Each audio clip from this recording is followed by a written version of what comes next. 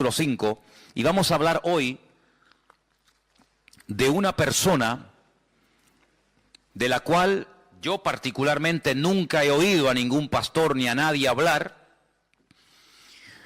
y es una persona que solamente la Biblia contiene un par de versículos, pero yo digo, hermanos, si estas personas están en la Biblia, por algo es. Por algo es que el Señor permitió que los nombres de estas mujeres y de estos hombres estén en las Biblias. Y hay personajes, ya digo, poco conocidos, pero que tienen una riqueza que por lo que hicieron o por lo que dijeron, el Señor permitió que ahí estuviera la vida de esta persona. En esta ocasión no puedo hablar del nombre de la persona, porque la Biblia no nos dice cómo se llamaba esta persona, curiosamente.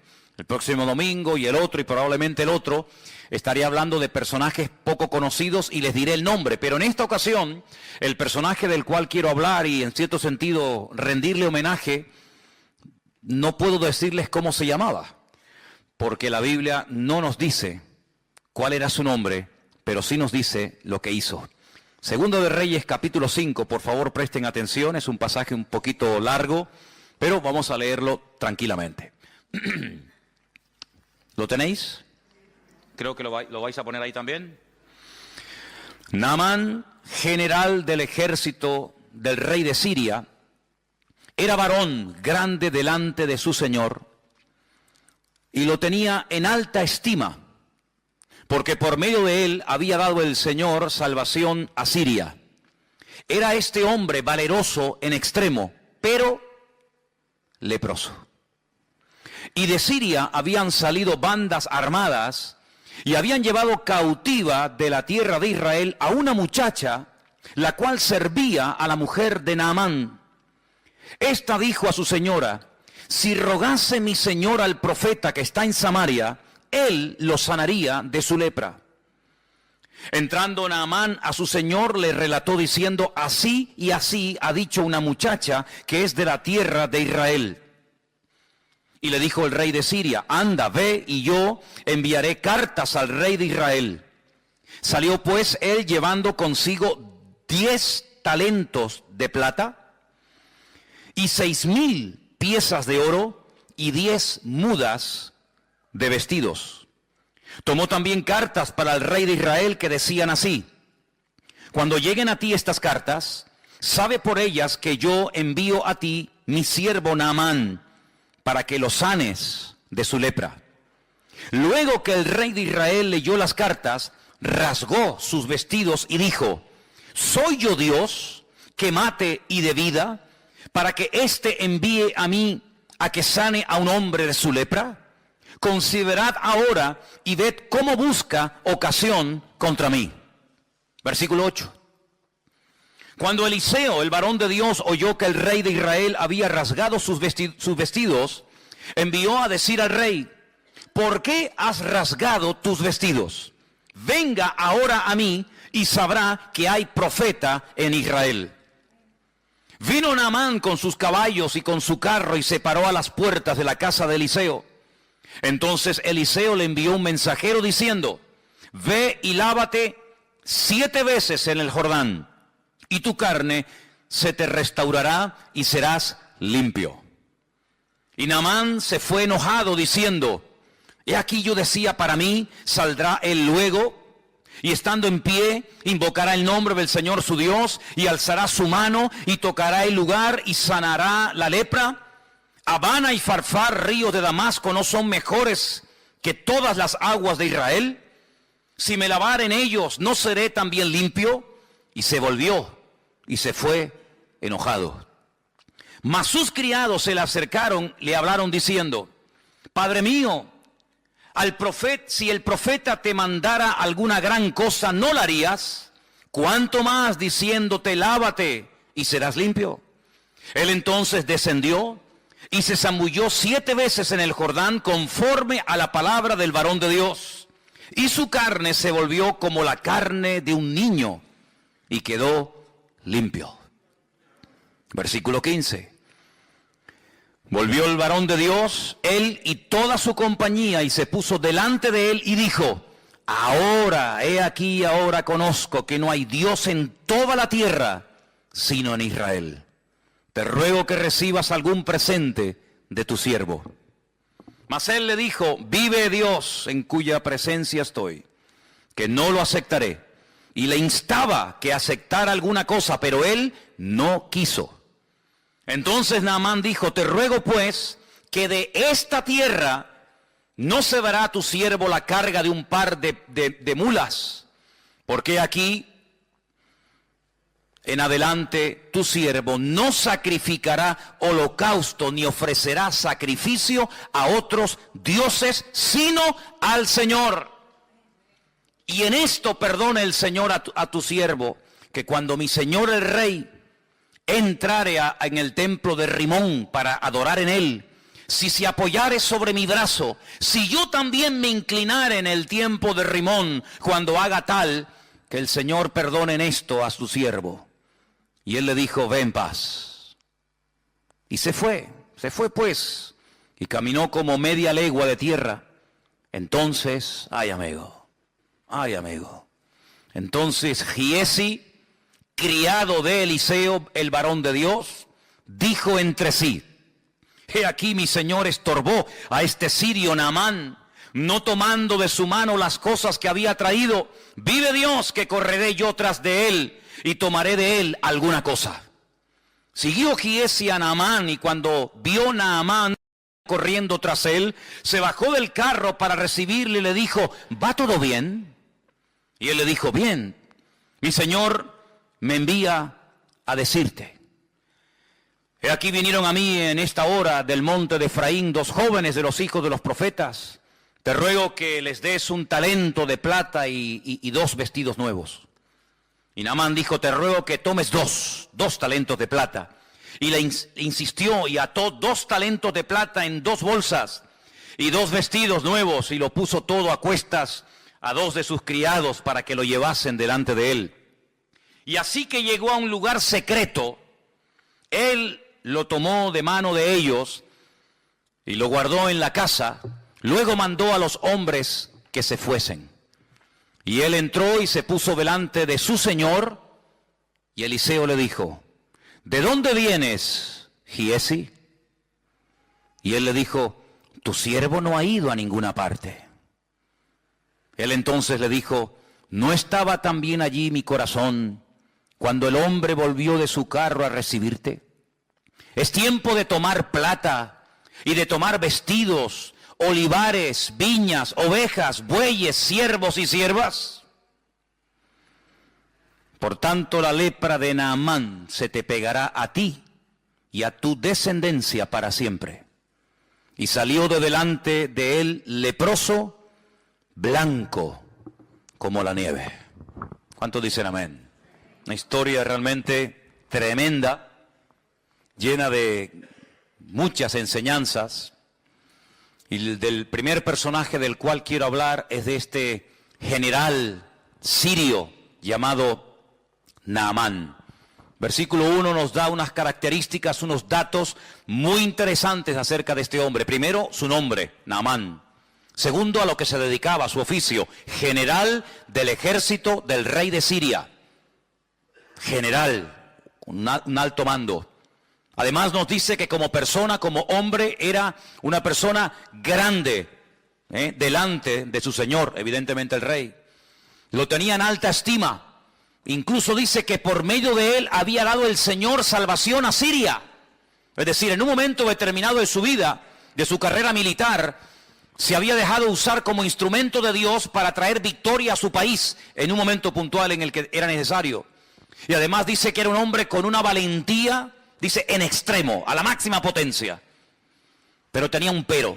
Hay gente que por ahí dicen, a veces he escuchado que por muy buenos, por muy activos, por muy competentes o eficaces que seamos, todos y cada uno de nosotros tenemos peros en nuestra vida. Si es buen chico, es buen hermano, es buena hermana, es buen pastor, es un buen joven, es un buen líder, es un buen diácono, es una buena persona, pero... ¿Y quién puede levantar la mano esta tarde y decir, en mi vida no hay peros? Sí, hay muchos peros.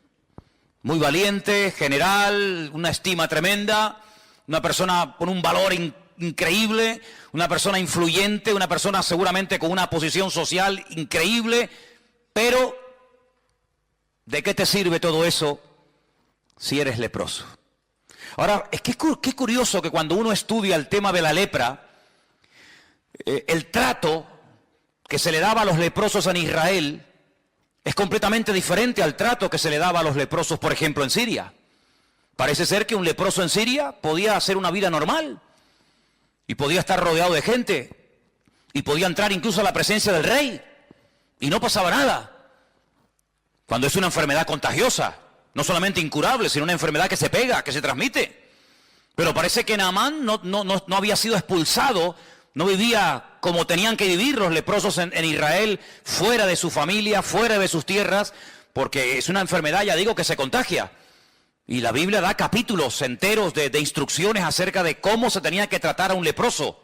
Y en el supuesto caso de que el leproso dijera que había sido sanado, había toda una parafernalia, había todo un proceso y una cuarentena, y en fin, algo muy interesante, ¿verdad? Sin embargo, Naamán era leproso y podía seguir siendo general y entraba y salía y hablaba con el rey y parece como que no le daban importancia. Sin embargo, había que tener mucho cuidado. Ahora bien, Naamán, sin lugar a dudas, por el cargo, era un general, Era una persona acostumbrada a recibir siempre todo tipo de honores, de pleitesía. Seguramente, cuando él llegaba a un lugar, automáticamente hacían sonar las trompetas, los soldados se ponían firmes, se hacía una serie de rituales que en la vida militar son normales cuando un general, por ejemplo, yo estuve en un cuartel donde teníamos la obligación, un grupito reducido de soldados en los tiempos de la ETA, en los tiempos en los que la ETA tenía en el punto de mira a policías y sobre todo a generales del ejército de España.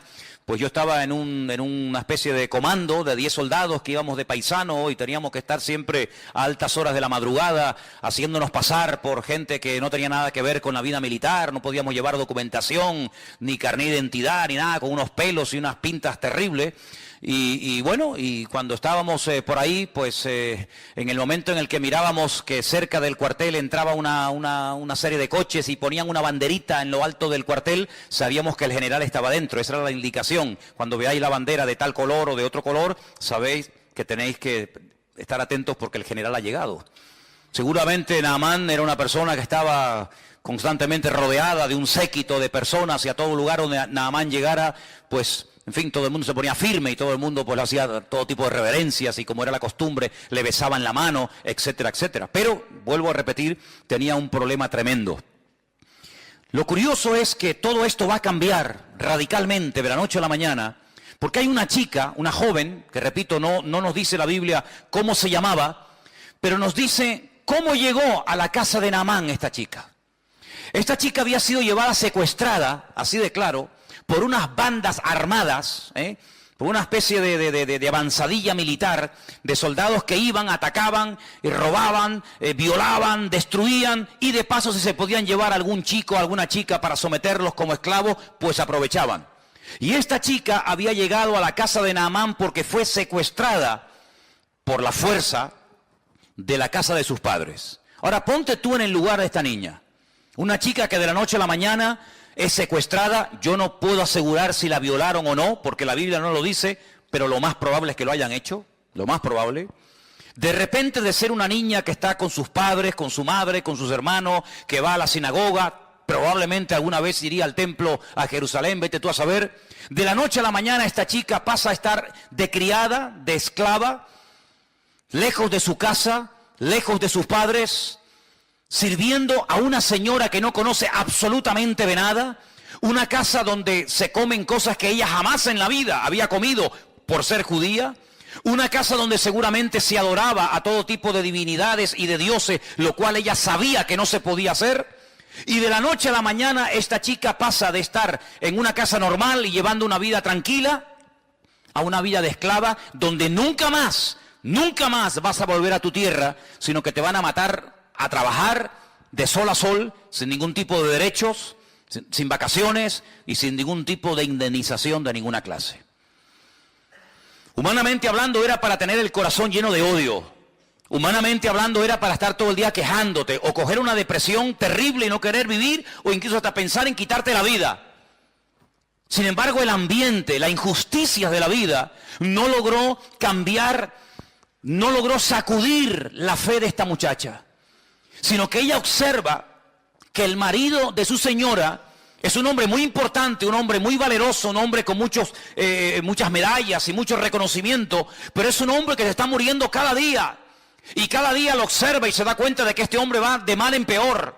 Y que tarde o temprano va a terminar contagiando a todos los que viven allí. Y que tarde o temprano este hombre morirá, por muy general que sea.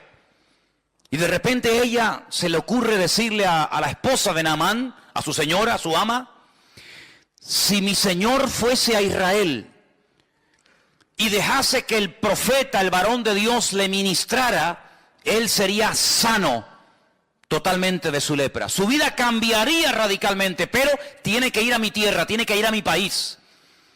Porque él va a sus dioses, él va a su templo, pero esto no va a traer ningún cambio a su vida, al contrario.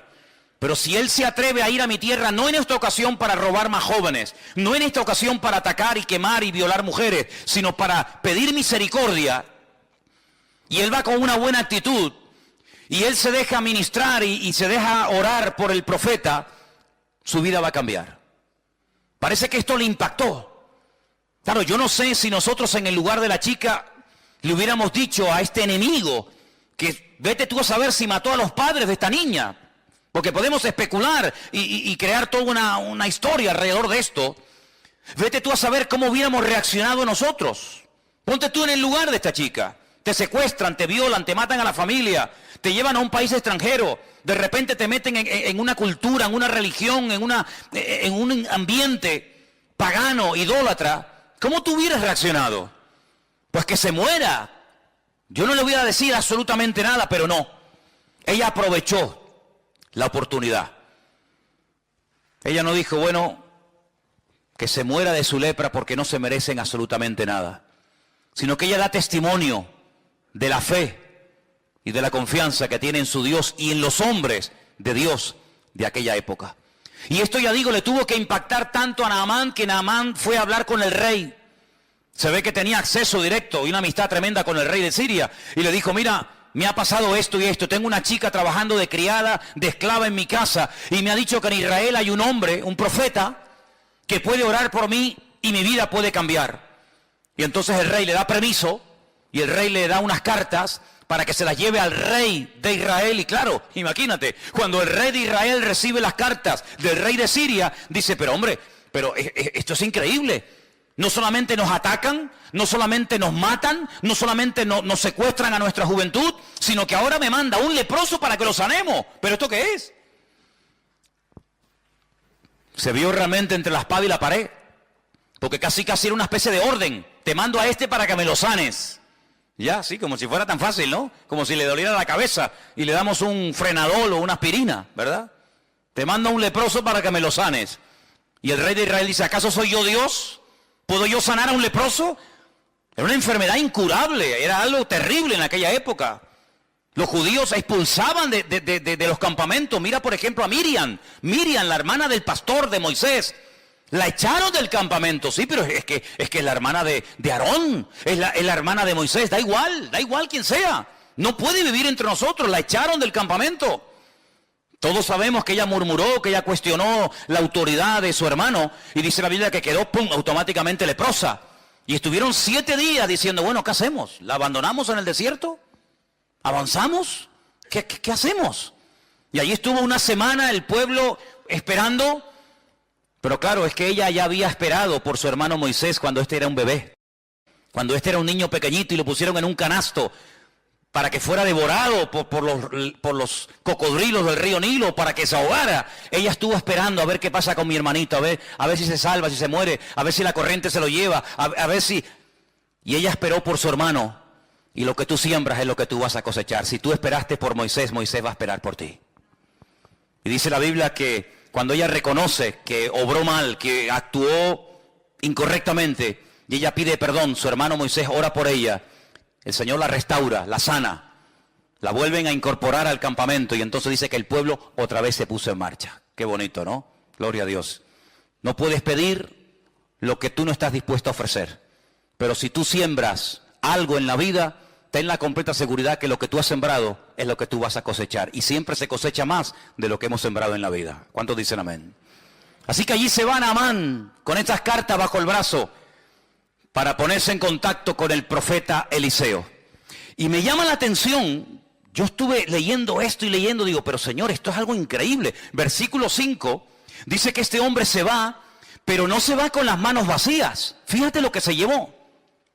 Dice en el versículo 5 que se llevó consigo 10 talentos de plata, 6,000 piezas de oro y 10 mudas de vestidos, 10 trajes. Y yo digo, 10 talentos de plata. ¿Y cuántos son talentos? Pues un talento, según la Biblia, son 45 kilos. Es decir, que si un talento son 45 kilos y se llevó 10 talentos de plata, este hombre, aunque nos suena así como una cosa sin importancia, se llevó 450 kilos de plata. Yo me metí hoy en Google, y digo, bueno, ¿cómo está el precio de la plata? Y me salió unas 275.000 euros.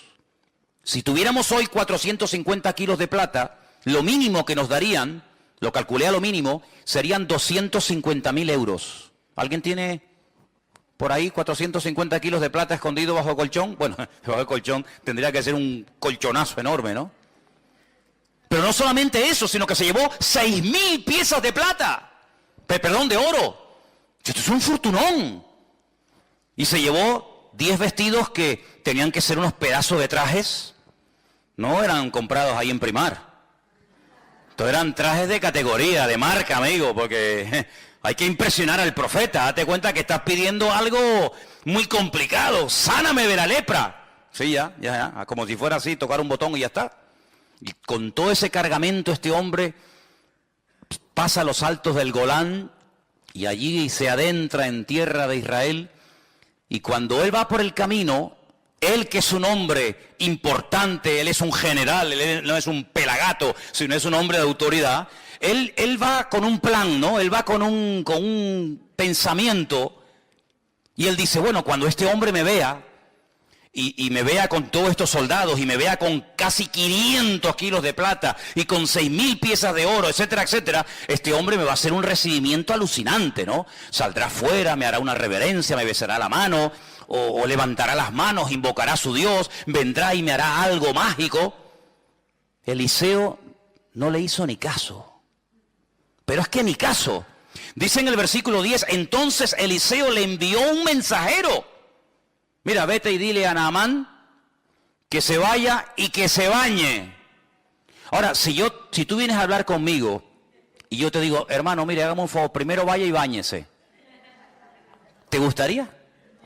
¿Qué te estoy diciendo? Tú sabes que cuando te regalan colonia, bueno, gloria a Dios, está bien. Pero cuando te regalan en Navidad un desodorante, eso tiene una doble lectura. Porque te están diciendo, Ahora tú imagínate, dile a ese general, a ese hombre valeroso, a ese hombre tan influyente, que se vaya a lavar, pero que se meta 7 veces. Esto es un insulto, hermano. Esto es un insulto. Claro, Naamán, versículo 11, se fue enojado, no le gustó aquel recibimiento. ¿Cuántas veces hemos dicho aquí en la iglesia, tú lo sabes, si no te quieres enfadar nunca, si no te quieres llevar una desilusión, no esperes nada de nadie? Porque como esperes un trato preferencial, como esperes algo de alguien y no lo recibas, te vas a enfadar. Él esperaba un trato al nivel de un general, no lo recibe, se va enfadado. Y por poco, escucha bien, por poco pierde la bendición. Su carácter por poco le traiciona y le impide recibir la bendición de Dios. ¿Cuánta gente pierde la bendición de Dios? No porque Dios no quiera bendecirlo, sino porque ellos estropean lo que Dios quiere hacer en su vida. Por poco se vuelve así y a peor, porque ya, amigo, ya no hay una oportunidad. Y entonces dice la Biblia que él decía, mira lo que dice el versículo 11, él decía, saldrá, se pondrá de pie, invocará el nombre del Señor su Dios, alzará las manos, tocará el lugar, sanará la lepra, así. Él tenía ya todo premeditado y todo pensado, pero nada más lejos de la realidad, más fácil imposible. ¿Quieres sanar? ¿Quieres ser sanado? Vete al río Jordán y te bañas 7 veces. Y entonces él dice, Abana y Farfar, 2 ríos de aguas cristalinas, arriba en Siria, ríos de Damasco, dice, ¿no son mejores que todas las aguas de Israel? Si yo me baño en los ríos de mi tierra, ¿no seré sanado? ¿Por qué me tengo que meter en este río que en esa altura, a esa altura? Porque claro, cuando tú vas a donde nace el río Jordán es muy bonito.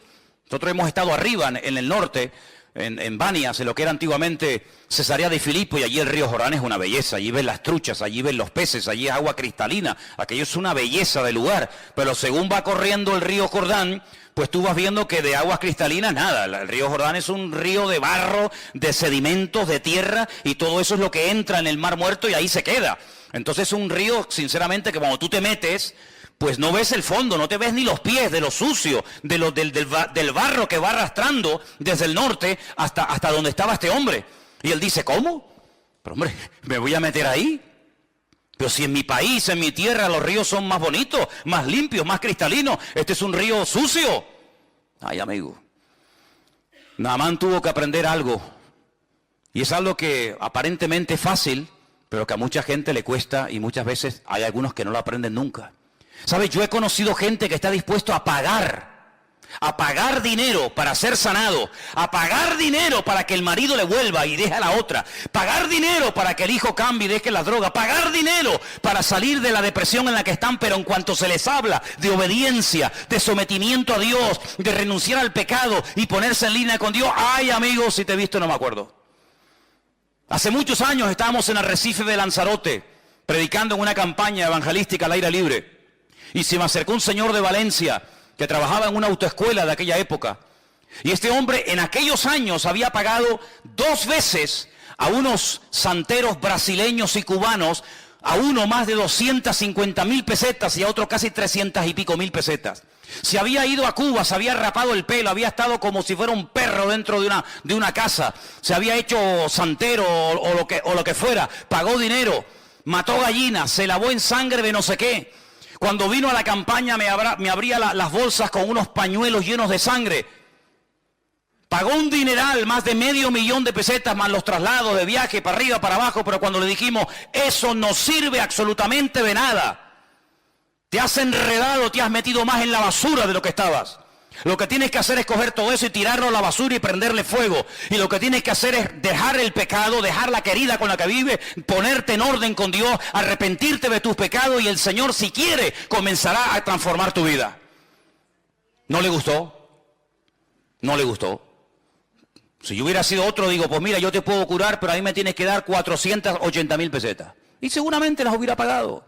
Porque hay gente que está dispuesta a pagar para comprar un milagro, para tocar al corazón de Dios y obtener un favor, pero cuando le habla de sometimiento, de obediencia, cuando le habla de buscar a Dios en verdad, ay amigo, mientras tú tengas el control, yo puedo, yo pago, yo voy aquí, yo voy allá, yo me rapo el pelo, yo me visto de blanco, me visto de rojo, me visto de amarillo, me baño en sangre, me baño en leche condensada, en lo que tú quieras, pero mientras yo tenga el control, no pasa nada. En el momento en que se te dice, ríndete, renuncia, pide perdón por tus pecados, amigos, si te he visto, no me acuerdo, y las amistades se rompen. Es tremendo, 450 kilos de plata, 6.000 piezas de oro, 10 mudas de vestido.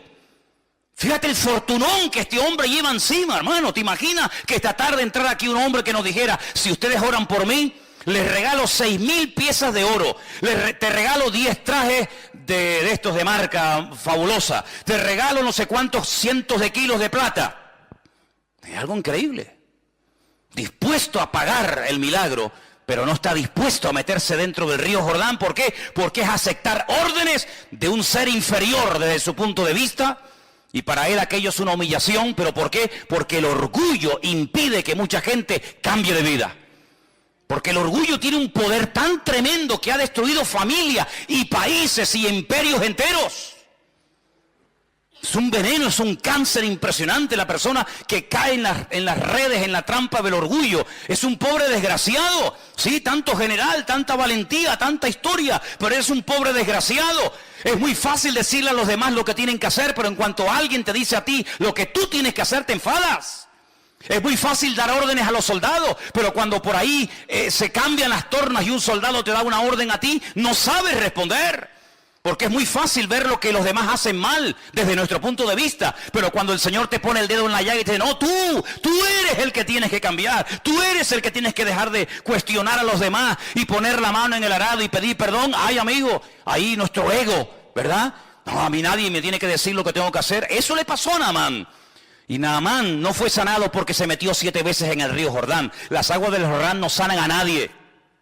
Hay gente que cuando va a Israel se traen botellas del agua del río Jordán. Porque usted sabe, hermano, que las aguas del río Jordán están bendecidas. Ya, bendecidas. Y allí en el río Jordán he visto una tienda, un kiosco con botellas de plástico, así como estas, vacías. Y la gente va y paga 4 y 5 euros por una botella vacía, para meterse en las aguas del río Jordán y llenarla de agua sucia y traerla a España, porque es agua bendita. Y yo le digo, mire, si usted se compra una botella de agua llena, se la bebe, le cuesta 1 euro, y si quiere traerse agua, la coge. Pero pagar 4 o 5 euros por una botella vacía hay que ser bobo, ¿eh?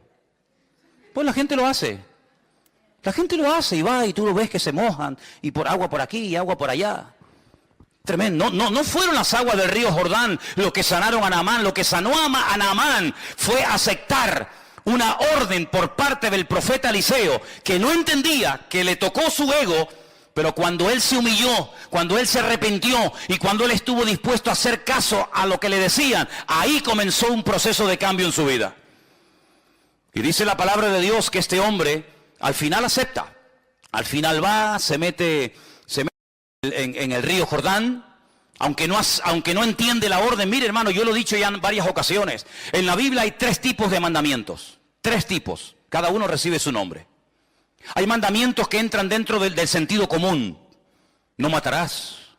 Honrar al padre y a la madre. No decir falso testimonio. Hay incluso muchas constituciones de la inmensa mayoría de los países representados aquí esta noche, que en sus constituciones, en el Código Penal, en el Código Civil, tienen parte de leyes que tienen que ver con este tipo de mandamientos. En ninguna parte del mundo está permitido matar a la gente. En ninguna parte del mundo está permitido salir por las calles y secuestrar y matar y violar. Pero ¿eso de dónde viene? De los mandamientos de la Biblia. ¿Cuál fue el primer libro de la historia que dijo no matarás? La Biblia. Luego hay mandamientos que entran dentro de la lógica, de la convivencia entre seres humanos, del sentido común. Los entiendo, son buenos. Ayudan a la convivencia y a una sociedad sana. Hay otro tipo de mandamientos que son para recordar cosas del pasado. Por ejemplo, mandamientos que tienen que ver con milagros del Señor en el pasado. Y se recuerdan a través de celebraciones, de fiestas. Y son mandamientos que recuerdan algo que el Señor hizo. Pero hay otro tipo de mandamientos. No hay muchos de esos, pero hay algunos. Mandamientos que la gente cuando los lee dice, ¿y esto por qué? ¿Por qué? No lo entiendo. No tiene ninguna explicación. Bueno, lo que tú no entiendes, Dios sí lo entiende. Y cuando Dios manda algo, sabe por qué lo manda y por qué no lo manda. Y hay 7, 8, 10, 20 mandamientos en la Biblia que no entran dentro de la lógica, no entran dentro del sentido común, son como hasta ilógicos. Mandamientos que uno los puede hasta cuestionar. Bueno, eso era para antes, eso era para la época de Israel en el desierto. No, son mandamientos que Dios los puso para probarte. Mandamientos que, a ver cómo reacciona este. Si le digo algo que no entiende, a ver si lo va a hacer o no lo va a hacer. Hay gente que dice, yo no lo veo, yo no lo entiendo. Pero en la Biblia no es entender para obedecer. En la Biblia es obedecer y luego viene la bendición. Es al revés.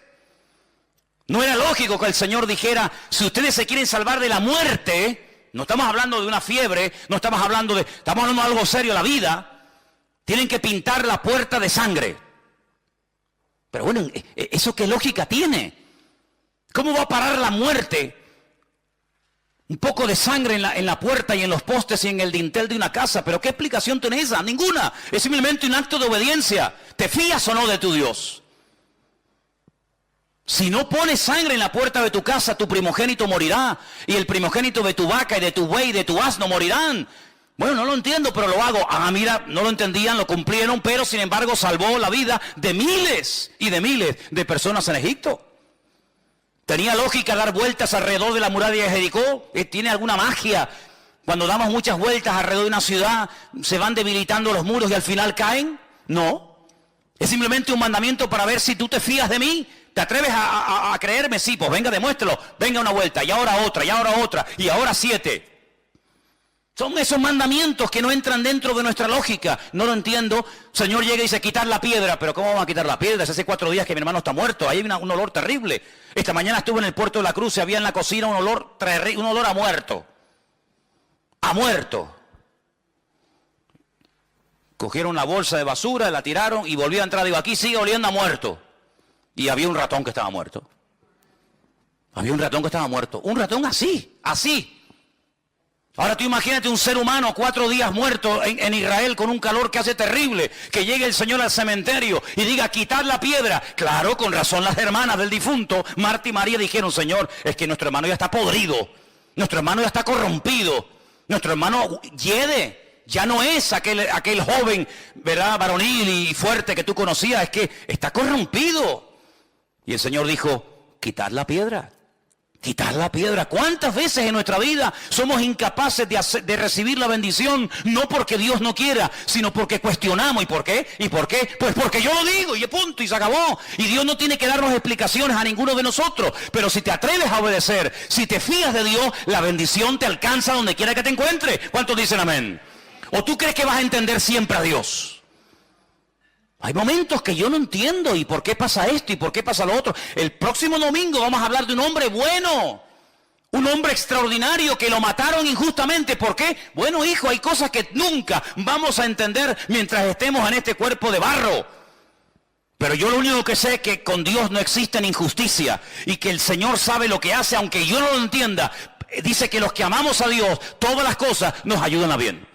Así que obedece y ya está, no des tantas vueltas. ¿Y por qué? ¿Y por qué? ¿Y por qué? Pero ¿quién nos hemos creído nosotros para altercar con Dios? ¿Y por qué no sé qué? ¿Y por qué no sé cuánto? Te bañas y punto. Ya sé que en tu tierra los ríos son más bonitos que los nuestros. Ya sé que las aguas son más cristalinas, pero no te van a cambiar. Lo que tienes que hacer es obedecer, fiarte de lo que Dios te está diciendo. Y cuando lo hagas, verás los cambios. ¿Y yo por qué tengo que dejar de adorar a la Virgen Candelaria? A ver, ¿por qué? ¿Por qué? ¿Qué mal hago yo? ¿Qué mal hago yo con rezarle a mi virgencita de toda la vida?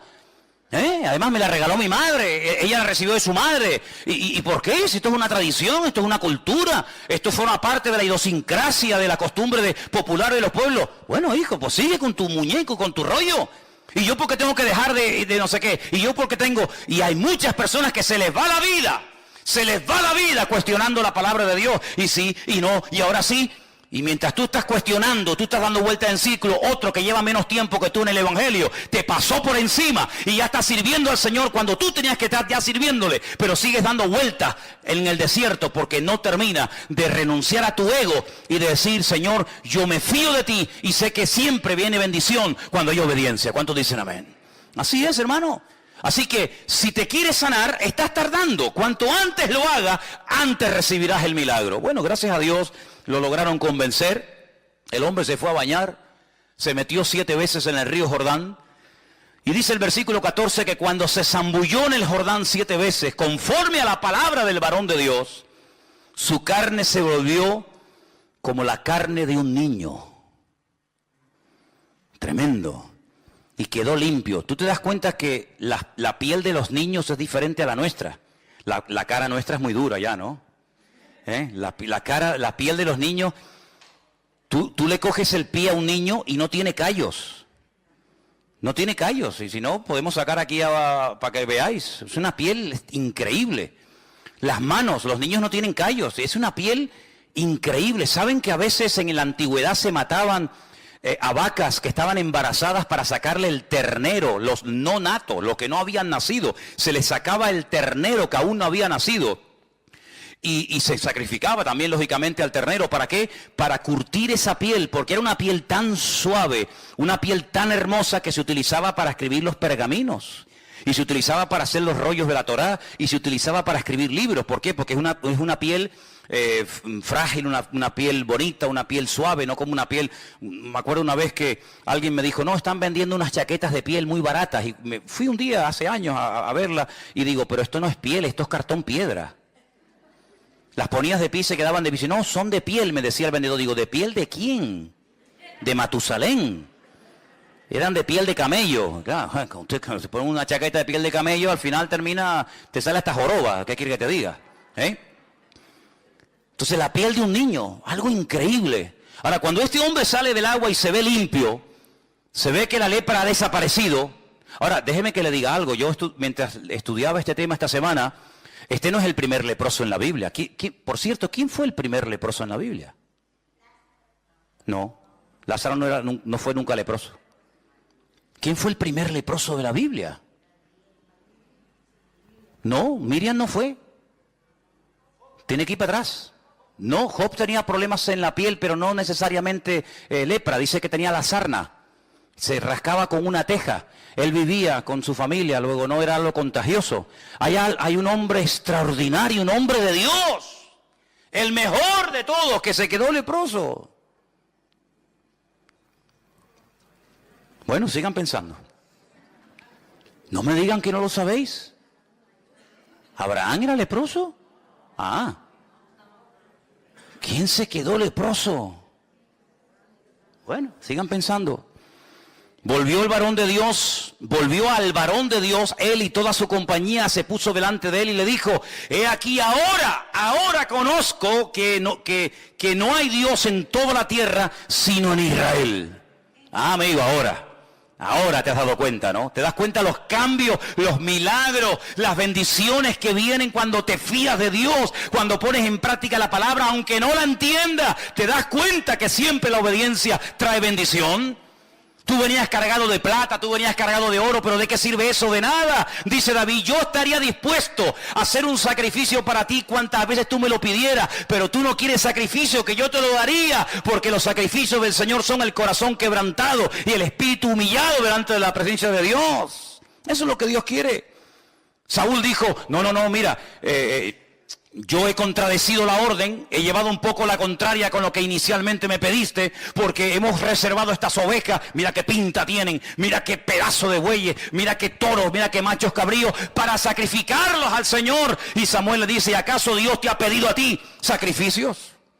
¿No es mejor la obediencia que los sacrificios y los animales engordados puestos como un holocausto sobre un altar? Que no has entendido nada. No has entendido nada, ¿te das cuenta? Bueno, ¿ya saben quién era el primer leproso? Bueno, pues nada, sigo.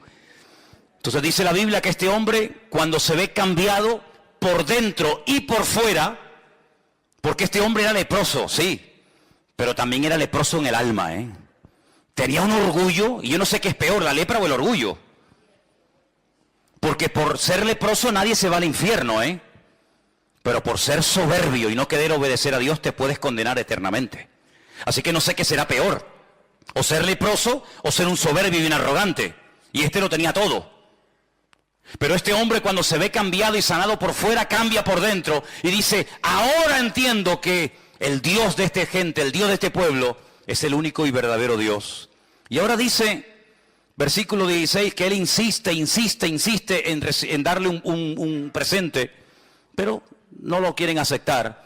Entonces Naamán le dice, te ruego, ahora escucha bien esto, es un recién convertido, diríamos nosotros hoy en día, es un recién convertido, así no habla una persona madura en el Señor. ¿Qué es lo que dice Naamán? Bueno, yo he sido sanado en esta tierra. Entonces le dice, de esta tierra no se le dará a tu siervo la carga de un par de mulas. Es decir, se quería llevar las mulas, no con la plata y el oro que había traído, sino cargadas de tierra de Israel. Como hay muchos creyentes que cuando van a Israel se traen tierra y te dicen, hermano, mira un regalito, tierra santa. Digo, sí. Y una vez una hermana me vino a mí con tierra santa y yo le dije, espera, yo te voy a dar otra. Y me fui, estábamos en el Puerto de la Cruz y me fui detrás de la piscina y escarbé así y metí en una bolsa y le dije, mira, tierra santa canaria. Ay, hermano, no diga eso. Digo, que la santidad no es cosas, que no adoramos ni la tierra, no adoramos la cruz, no adoramos la corona, no adoramos las espinas, no adoramos las sandalias, no adoramos la túnica, adoramos al Rey de Reyes y Señor de los Señores, que no es la tierra, es el Señor de la tierra el que te ha sanado. ¿A dónde vas con las mulas llenas de tierra? Yo di gracias al Señor que cada vez que los grandes hombres de Dios hicieron algo con algo, salvo dos veces, no lo volvieron a usar más. ¿Se imaginan ustedes David si hubiera patentado la onda? La onda me refiero a esta, ¿no? La onda de brum, brum, ¿eh? ¿Se imaginan ustedes que hubiera dicho David? Vendo ondas a buen precio, ondas ungidas, piedras bendecidas por el Señor. ¿Cuántas quieren una? Todo el mundo se hubiera forrado, ¿eh? Con una quijada, con un hueso seco de una mula que estaba tirada en el camino, Sansón se vio acorralado de filisteos, 1000 dice que venían, dijo, mi madre, ¿ahora qué hago? Cogió así el hueso de la quijada del burro y empezó pim pam, pim pam, pim pam, pim pam, pim pam, pim pam, pum, pum. Un montón, 2 montones, 3 montones, 1000 filisteos se cargó. Hubiera dicho Sansón, ¿cuántos quieren la quijada? A ver, ¿quién me da 1000, 2000, 4000, 8000? Vamos a hacer quijadas, vamos a hacer, ¿Se acuerdan cuando Mike Tyson le mordió la oreja a aquel? A los pocos días estaban vendiendo orejas mordidas de chocolates y se hizo de oro el tipo que lo hizo. ¿Qué te parece, amigo? Cuando hicieron aquella serpiente de bronce, que era un tipo de la muerte de Cristo en la cruz, cargando el pecado, al final terminaron adorando a la serpiente de bronce.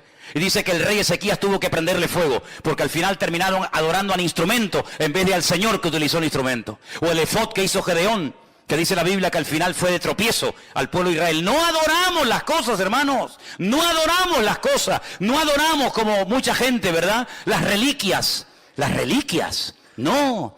Es que esta es la túnica que llevó el Señor. ¿Y qué? ¿Y qué? Si quieres yo te regalo la chaqueta mía. ¿Y qué? Que no es la chaqueta, no es la túnica. No son los clavos. No son las espinas, las atillas.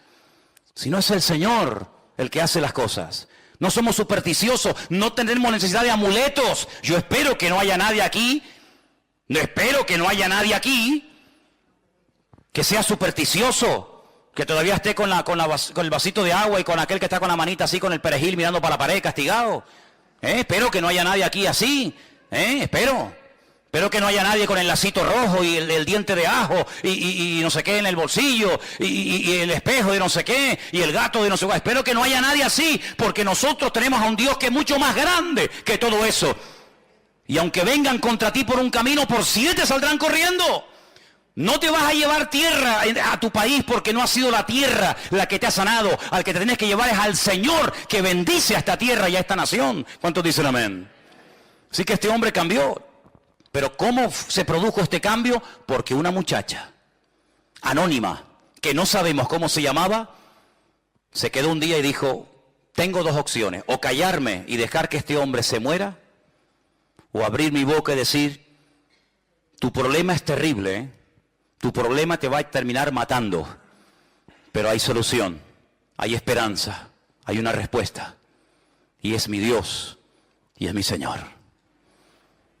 ¿Cuántos de ustedes o cuántas hermanas han pasado por esta iglesia y han estado viviendo a veces durante años en casas de abogados, de médicos, de gente, de perras de aquí de Tenerife, y han estado ahí por el dinero que cobraban, han estado ahí, ¿verdad?, viviendo en el hogar, pero han visto las miserias de esos hogares, donde sí, tienen 10 coches aparcados en el garaje, la pared llena de títulos y de fotografías con el alcalde, con el gobernador, con el rey, con fulanito o con menganito. Pero han visto las miserias de un hijo en la droga, han visto la miseria de una señora alcoholizada, han visto la miseria de un hombre en depresión, han visto problemas en la casa y en vez de, como esta muchacha, abrir la boca y decir, usted será doctor, médico, abogado, arquitecto, alcalde, lo que usted quiera, pero en esta casa no está la bendición de Dios. Pues esto fue lo que hizo esta chica. Podía haberse callado, podía haber dicho, bueno, es un general, él tiene todo lo que quiera, come lo que quiere, viste como quiere, pero le falta la bendición. Y yo, mira por dónde, esclava, privada de libertad, secuestrada, raptada de mi familia, yo soy más bendecida que este pobre hombre. Pero voy a compartir la bendición. Así que en todo lugar donde Dios te ponga, abre la boca. Porque estás rodeado Estamos rodeados diariamente de multitud de leprosos. Leprosos que están muriendo poco a poco. Y a veces hay una insensibilidad tan grande que ni siquiera se dan cuenta de su triste condición. Anoche estaba paseando yo al perro y se me acercó un chico y me dijo, ¿puedo hablar contigo? Digo, sí. Me dice, ¿tú eres el pastor de esa iglesia? Digo, sí. Dice, ¿qué es lo que ustedes creen? Pero tú imagínate, me pregunten a mí qué es lo que queremos. Me dieron las quimbambas allí, ¿no? Empecé a hablarle, pim, pam, para arriba, abajo, no sé qué, no sé cuánto. Y me dice, yo perdí a mi madre, mi hermano murió de una puñalada, el pobrecito está hecho polvo. Creo en Dios, creo en Jesucristo, no creo en los cristianos, ni en las iglesias, ni en nada, ni nadie. Digo, entonces te pasa como a mí, que solamente creo en Cristo. Hay gente que dice, no, yo tengo fe en los hombres. Digo, que Dios te bendiga. Yo en los hombres ninguna. Yo tengo fe en Dios total, en los hombres ninguna. Ni quiero que tengan fe en mí, ni tengo yo fe en nadie, porque en quien hay que confiar es en el Señor y nada más. Y Él me pidió darle testimonio. Pero no es fácil, no es normal que una persona te pare en la calle y te pida explicaciones de tu fe o de tu creencia. Pero muchos de ustedes tienen un privilegio que yo no tengo. Yo tengo otros privilegios, pero no seguramente uno de los que ustedes tienen. Y es que ustedes están todo el día rodeados en trabajos donde hay gente inconversa. Trabajas a lo mejor en una oficina, en un hospital, en una obra, en una empresa, donde observas y te das cuenta de las miserias del hombre. Que por mucho sueldo, por mucho que quieran aparentar, por mucho que quieran figurar, estamos rodeados de leprosos. De gente que no saben lo que tienen que hacer y claman aquí y llaman allá y se dejan leer las manos y pagan y hacen lo que sea, pero no tienen la paz y la salvación que nosotros tenemos en Cristo Jesús. Y menos mal, gloria a Dios, que esta muchacha le habló a Naamán, porque si ella no hubiera abierto la boca, Naamán se muere leproso. Pero el cambio en su vida se produjo cuando esta muchacha abrió su boca y dio testimonio. ¿Te imaginas que mañana te atrevieras a dar testimonio en esa casa donde trabajas, en ese colegio donde estudias, en ese aula donde asistes? ¿Te imaginas? Puede ser algo increíble. El otro día estaba también en el parque paseando al perro. Es que para evangelizar, cómprate un perro. Te lo dije ya una vez. Te lo dije una vez, ¿eh? Si quieres evangelizar y conocer gente nueva que no viene a la iglesia, cómprate un perro. Bueno, y si me comprara un mandril o un mono, sería algo alucinante, porque todo el mundo, con tal de ver el mandril, pues bueno, vamos a ver. Nunca es tarde. Se me acercó un chico y empezamos a hablar también del Señor. Y hay un momento en el que él hizo algo que era yo el que tenía que haberlo hecho, y no lo hice, porque reconozco que no iba preparado. Y se saca una tarjeta y me dice, yo trabajo en esta empresa. Cuando necesites algo, me llama. Y me dio una tarjeta. Y yo no tenía una tarjeta de la iglesia. Ustedes sí, porque sé que ustedes siempre van con tarjetas, ¿no? En la cartera, en el bolso, por aquí, por allá. Yo en ese momento me pilló a contrapié y le dije más o menos dónde estábamos, que él lo sabía, pero no le pude dejar una tarjeta. Fíjate cómo él dice, toma, una tarjeta por si te hace falta mi servicio porque trabaja en una empresa X, ¿no? ¿Qué te parece, amigo? Tenemos que estar siempre preparados para presentar defensa con mansedumbre y reverencia ante todo aquel que demande razón de la esperanza que hay en nosotros. Eso es lo que dice la Biblia. ¿Cuántos dicen amén? Ahora fíjate tú, Naamán vive en el extranjero, vive en Siria. Esta muchacha que no sabemos cómo se llama le da testimonio. Naamán carga sus caballos, sus asnos o lo que sea, se va a Israel. Hace lo que el profeta le dice, su vida cambia por dentro y por fuera. ¿Cómo volvió Naamán a Siria? Madre mía, qué fiesta, qué testimonio, cuántos banquetes habrá hecho, y cómo fue, y qué te pasó, y quién oró por ti. Bueno, habrá sido algo tremendo, tremendo. Pero ahora resulta de que aparece en el versículo 20 un personaje siniestro. Un personaje que aparentemente tenía que ser un creyente tremendo. Porque estaba viviendo 24 horas al día con aquel hombre que acababa de orar y de pedir un milagro en la vida de Naamán, y el Señor lo había realizado. Y este personaje es Giesi. Versículo 20 dice, lo hemos leído, pero volvemos. Giesi, que era el criado, el que servía a Eliseo, pero yo solamente quiero hacer un paréntesis aquí. Eliseo no siempre fue profeta. Hay un tiempo en el que se conoció a Eliseo como el siervo de Elías, ¿sí o no? Y cuando Elías desaparece, se le comienza a llamar o a conocer como Eliseo, el siervo del Señor. Pero primero fue el siervo del hombre del Señor y después fue el siervo del Señor. A Giesi le hubiera pasado exactamente lo mismo. Hubiera sido primero siervo, ayudante, colaborador de Eliseo, y cuando Eliseo muriera o el Señor se lo llevara, pues hubiera pasado a ser él el tercero en el orden. Es como el Dios de Abraham, de Isaac y de Jacob. Pues podríamos hablar hoy por hoy del Dios de Elías, el Dios de Eliseo y el Dios de Giesi. Pero aquí se rompió la cadena. Aquí el eslabón quebró. ¿Y cuál fue el error? El siguiente. Este hombre que era siervo criado del varón de Dios, dijo entre sí, he aquí mi Señor estorbó, no aprovechó esta oportunidad de oro, imagínate, de este sirio Naamán, de este sirio, habla con menosprecio, no tomando de su mano las cosas que había traído, vive el Señor. ¿Cómo que vive el Señor? ¿Para qué metes al Señor en tu codicia? No quieras espiritualizar tu desorden. Vive el Señor que correré yo tras de Él y tomaré de Él alguna cosa. ¿Cuál es la raíz de todos los males? El amor al dinero. ¿El dinero? No, el amor al dinero. Esa es la raíz de todos los males. Por dinero se mata, se asesina, se viola, se secuestra, se hacen guerra, por dinero. Y este hombre tenía un serio problema. Claro, no había salido el problema porque mientras no se presentó la oportunidad, Giesi pasaba desapercibido. Igual pasa en la vida de todos los seres humanos. Mientras no se presenta la ocasión, aquí todo el mundo es bueno. Pero en el momento en el que se presenta la ocasión, ahí es donde se demuestra si eres maduro, si tienes las ideas claras o dónde estás parado.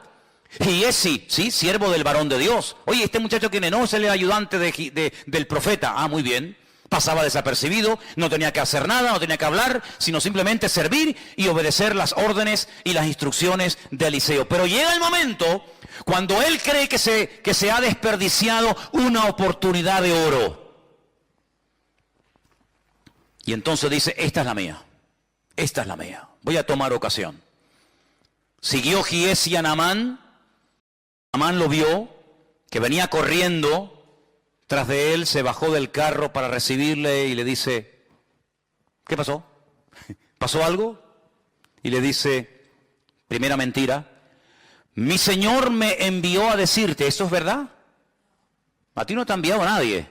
Tú eres el que te estás enviando. Tú eres el que te estás levantando a ti mismo. A ti no te ha enviado nadie, ni te ha levantado nadie, ni te ha dado orden nadie de hacer lo que estás haciendo. Pero para justificar tu desorden tienes que mentir. Y tienes que decir que te envía no sé quién y que te envía no sé cuánto. A ti no te ha mandado nadie. Luego está mintiendo. Y aquí vinieron a mí, en esta hora del monte de Efraín, 2 jóvenes de los hijos de los profetas. Te ruego que les des un talento de plata y 2 vestidos nuevos. Se hace pasar por el bueno, ¿no? No, yo no vengo a pedir nada para mí. Cuidado, es que ha llegado a la casa de mi Señor unos profetas, unos estudiantes en la escuela de los profetas de aquella zona. Y claro, nos ha pillado a traspié. Entonces, vengo de bueno. Ay, amigo, qué falsedad tan grande, ¿eh? Y este vivía con Eliseo. Y este era el que supuestamente iba a ser el siguiente profeta de Israel. ¿Cómo puede haber semejante gentuza? ¿Cómo puede haber gente tan mala en medio de un ambiente tan bueno? ¿Cómo puede haber gente mala en medio de un ambiente de gloria y de bendición? No te sorprendas, siempre ha sido así, hermano. Mira a Samuel, un hombre bendecido por el Señor, sus hijos, un desastre. Cuando era pequeño, fue, entre comillas, adoptado por un sacerdote llamado Elí. Los hijos de Elí, un desastre. Pero en medio de un ambiente de inmoralidad y de corrupción se levanta un tremendo varón de Dios. Siempre ha sido así, es decir, el trigo y la cizaña, o la cizaña y el trigo. Que hay que ser un auténtico experto para diferenciar el trigo de la cizaña, que son prácticamente iguales, que las ves de lejos y dice, ¿cuál será el trigo? ¿Cuál será la cizaña? ¿Cómo se puede saber? ¿Cómo se puede diferenciar el trigo de la cizaña? Tienen el mismo color, aparentemente es lo mismo. ¿Sabes cómo se reconoce? Porque llega un momento que el trigo hace así y se encorva, se dobla. ¿Cuándo se dobla la espiga de trigo? Cuando está madura y cuando tiene fruto. La cizaña siempre está iniesta, la cizaña siempre está parada, nunca se agacha, nunca se humilla, siempre está diciendo aquí estoy yo. El trigo llega un momento en el que agacha e indica que cuando ya está agachadito es cuando hay que cortarlo. Qué lección tan bonita, ¿eh? Qué lección tan hermosa. Cuando estamos agachaditos y humildes es porque puede ser que haya fruto en nuestra vida. Mientras estemos muy levantados, no sé a quién estamos representando. Allí se va Giesi, miente, ¿verdad? Se monta una película, se monta un rollo. Claro, Naamán, el hombre recién sanado, recién transformado. Ay, hermanos, la Biblia dice que los tropiezos siempre van a venir en esta vida, siempre. Pero dice la Biblia, ay de aquel que haga tropezar a uno de estos pequeños. Por eso yo les digo a todos y a cada uno de ustedes en esta noche, y me lo digo a mí mismo, ay de nosotros que hagamos tropezar a un recién convertido por un mal ejemplo, o por una mala palabra, o por una mala acción. Bueno, Jesús es muy contundente. Dice, mejor le hubiera sido a esa persona atarse una piedra de molino al cuello. Hombre, si yo me ato una piedra de molino al cuello que pesará, ponle 400, 500 kilos, y me tiro de la punta del muelle abajo, lo más probable es que una persona con nuestro peso, que se ate una piedra de molino al cuello, lo más seguro es que se muera ahogado. ¿Sí o no? Porque está diciendo el Señor. Mejor es que te mates, mejor es que te quites de en medio antes de que me hagas tropezar a uno de estos recién convertidos. Qué tremendo, ¿eh? Qué responsabilidad tremenda. Así que ándate con ojo a dónde vas, dónde te reúnes, dónde te metes, con quién hablas. Ándate con ojo, porque puede ser que tú digas, no, a mí no me vio nadie, nadie sabe nada, pero siempre hay un ojo que nos ve y siempre hay más gente que nos observa de lo que nos podemos imaginar. Mucho más. Y allí se va Giesi y miente.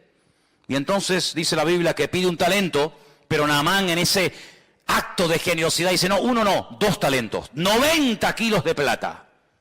90 kilos de plata.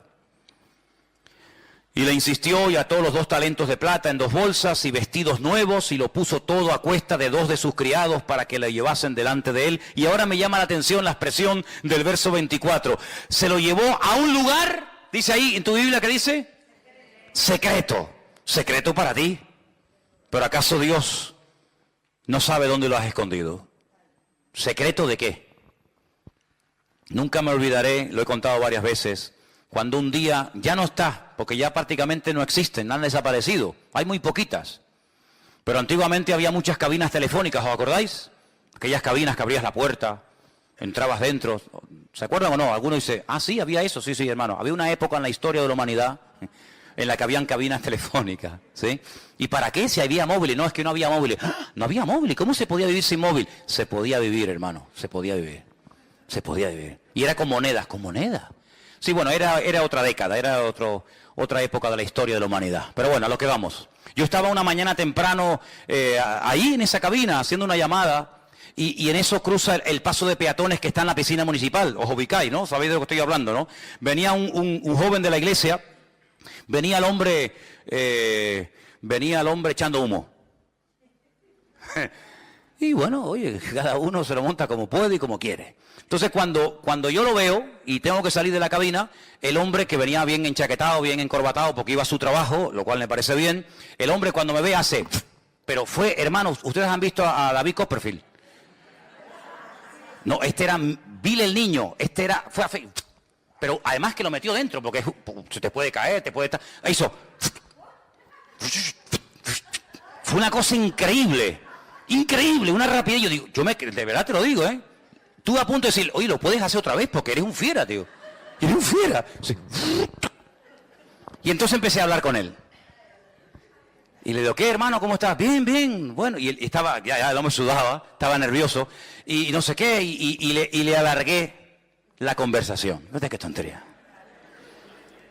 Y le empezó a salir humo. Y yo pensaba para mí, digo, yo sin quererlo lo voy a quemar a lo bonzo. Le voy a prender fuego al pobre hombre. Y le digo, mira, escúchame una cosa. Mira, No seas bobo, Dios, no seas bobo. ¿Para qué te escondes de mí? Como si yo fuera el coco, ¿no? A veces me da rabia cuando hay hermanas que dicen, pórtate bien que llamo al pastor. Y claro, ven venir a Manolo y parece que viene el coco. No, no le digan eso a los niños, hombre. No le digan eso. Ah, por razón los niños me ven y se ponen.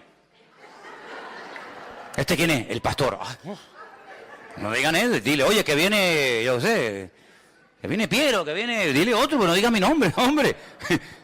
Entonces yo le digo, mira, te vas a prender fuego sin necesidad. Te vas a quemar una chaqueta, que vale una pasta, te la vas a quemar, te vas a hacer una agujera así. Total, ¿para qué? ¿Pero qué más da? ¿Qué más da eso? ¿Qué bobería más grande? Entonces dice que se fue a un lugar secreto. A un lugar secreto. ¿Y dónde hay un lugar secreto? ¿Dónde huiré de tu presencia? Dice el Señor. ¿A dónde? ¿Hay algún lugar donde puedas ir y pecar a gusto? ¿Qué fue lo que le dijo el Señor a Natanael? Yo un día le preguntaré al Señor, Señor, ¿qué estaba haciendo Natanael debajo de la higuera? Yo no sé lo que estaba haciendo y la Biblia no lo dice, pero cuando Natanael viene, el Señor Jesús dice, he aquí